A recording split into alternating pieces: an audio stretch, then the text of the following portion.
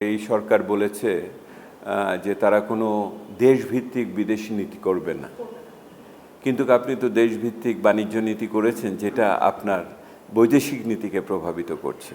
কারণ হলো আমরা চাইলেও আমরা এখন যেটা চুক্তির ভিতরে আছে, বাজার অর্থনীতি না এমন কোনো অর্থনীতির সাথে ব্যবসা বাণিজ্য করতে পারবেন না। তার মানে হলো কি, আগামী দিনে চিনির বিনিয়োগ আমাদের দেশে হবে না? তাহলে কি আমরা রূপপুর পারমাণবিক কেন্দ্র বন্ধ করে দিব? আমরা কি স্বল্প মূল্যে রাশিয়া থেকে তেল পেলে আমরা কি সেটা আনতে পারবো না? এটা আমার স্বাধীন ইচ্ছার, জনগণের একটা স্বাধীন রাষ্ট্রর আমি করতে পারছি না। এর বাইরে ওনাদের কাছ থেকে বোয়িং কিনতে হবে, ওনাদের কাছ থেকে আপনার বেশি মূল্যে আমাদের অন্যান্য শস্য আনতে হবে, সুতা আনতে হবে, আপনার তুলা আনতে হবে, ইত্যাদি তো রয়ে গেছে। এইটা একটা বিষয় এটার ভিতরে। কিন্তু আসলে এটা হলো তাৎক্ষণিকতার সমস্যা একটা আছে, এটা আমাদের মোকাবেলা করতে হবে এবং এই বর্তমান সরকারকে এই ব্যাপারে একটি রাজনৈতিক সিদ্ধান্তে আসতে হবে। সরকারের রাজনৈতিক সিদ্ধান্ত আসতে হবে, উত্তরাধিকার সূত্রে যেটা সে পেয়েছে তারা এটাকে পুনর্বিবেচনা করার জন্য আবেদন করবে কিনা, এটাকে নতুন করে আমরা যেটাকে বলি রিনিগোসিয়েশন করবেন কিনা, সেটার সুযোগ ওনাদের খুঁজতে হবে। সমস্যাটা ওনাদের অন্য জায়গায়, সেটা হলো যেই ব্যক্তি প্রধান ভূমিকা পালন করেছেন এই চুক্তি করার ক্ষেত্রে, সেই তো এই সরকারের মন্ত্রী হিসেবে আছেন।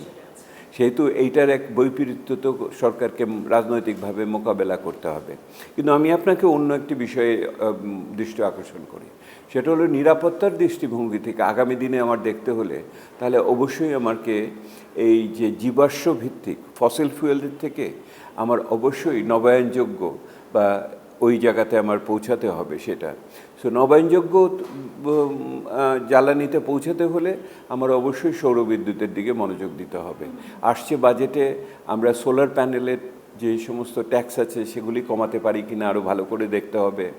ওই সোলার প্যানেলকে আরও কীভাবে আমরা গ্রিডের মধ্যে সঞ্চালনের মধ্যে নিয়ে যেতে পারি সেটা দেখতে হবে। কি কি সুবিধা দিতে পারি আমরা এই ক্ষেত্রে, আপনার রেয়াত দেওয়া যায় সেগুলি চিন্তা করতে হবে। সেহেতু এইটা একটা বড়। আরেকটা বড় জায়গায় যেটা হয় জ্বালানি আপনার নবায়নযোগ্য, সে হলো পারমাণবিক চুল্লি। পারমাণবিকের রূপপুরকে দ্রুততার সাথে চালু করা, এইখানে যে 2000 মেগাওয়াটের 2500 মেগাওয়াটের ব্যবস্থা আছে এবং এটা সঞ্চালনের লাইনটা করা, এইটা একটা গুরুত্বপূর্ণ। আর তৃতীয় আরেকটা বিষয় আমি আপনার দৃষ্টি আকর্ষণ করি, সেটা হলো যে কোনো অবস্থাতেই আমদানি জ্বালানি নিরাপত্তা বাংলাদেশকে একটু ভৌগোলিক বিবেচনা থেকে করতে হবে। সেটা হলো আমার ভুটান থেকে আমি কিভাবে জলবিদ্যুৎ নিয়ে আসতে পারি, নেপাল থেকে আমি 50 মেগাওয়াটের মতো এনেছি, এটাকে কিভাবে আমরা 500 মেগাওয়াটে নিয়ে যেতে পারি, ভারতের ভিতর দিয়ে আসবে, কিন্তু এটা ভারত আমাদের সহযোগিতা করবে এই প্রত্যাশা থাকবে। আপনি এখনই বলবেন না ভারতের সাথে সম্পর্কের কারণে কি হবে, আমি আস্তে আস্তে যাবো সেখানে।